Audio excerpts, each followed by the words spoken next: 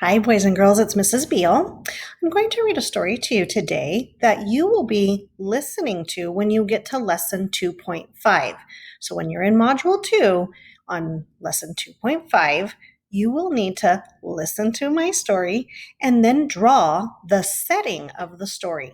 The setting is where the story takes place. Where are they mostly at in this story? Well, this story's title is If You Take a Mouse to School. The author is Laura Numeroff, and the illustrator is Felicia Bond. They actually work as partners on a lot of different stories that we will read, and I'm sure you have read at home. In fact, this character right here, he looks pretty familiar. His name is Mouse. I wonder if you have a story about a mouse, and then look in his lunchbox. I see cookies in there. There is a story if you give a mouse a cookie. So this story, though, again, is If You Take a Mouse to School by Laura Numeroff.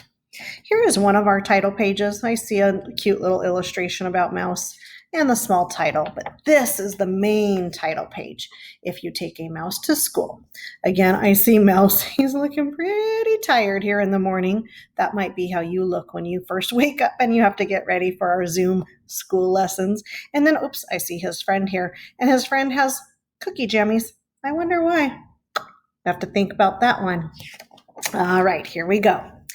If you take a mouse to school, so take a look at them getting ready,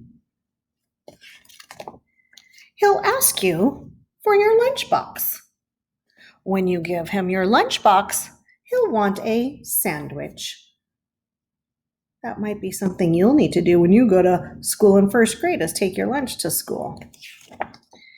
And a snack for later. Then he'll need a notebook and some pencils. He'll probably want to share your backpack too. Take a look at those illustrations. When you get to school, he'll put his things in your locker and take a look around. Can you spy Mouse? Do you see him? Do you see him? There he is. He's looking around. I wonder what it would be like to really take a mouse to school. I think this story is fiction. He might do a little math and spell a word or two. Check out the chalkboard, what Mouse has done on that chalkboard. That doesn't look like a little math to me. That looks like some very extensive math and some really fancy words that he wrote. He'll even try a science experiment. Check him out. He looks like a smart mouse already. Then he'll need to wash up. You'll have to take him to the bathroom. Take a look over here. Isn't this so funny? Look at Mouse. Once he's nice and clean, he'll be ready for his lunch. On the way to the lunchroom, he'll see some building blocks. He'll build a little mouse house. Does this look like a little mouse house to you? I think that's a very fancy big mouse house. He, again, is quite good at creating. And then check this out. And make some furniture out of clay. Check him out. Look at all of that. He made a bedroom upstairs. Wow. Take a look over here.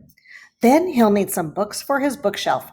He'll start by writing one of his own. So he'll need a lot of paper. He'll probably use up all your pencils. When he's finished, he'll want to read his book to you. And if you take a look over here, you'll see that he wrote a book. It's called Goodnight Mouse.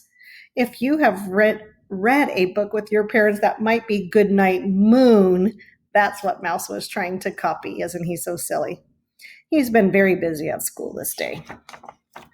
Then he'll want to take it home. So he'll put it in your lunchbox and tuck it in a safe place. When the bell rings, he'll run out to wait for the bus. And there he is at the front of the pack there. While he's waiting, he'll play a quick game of soccer. Then he'll ask you to shoot a few baskets.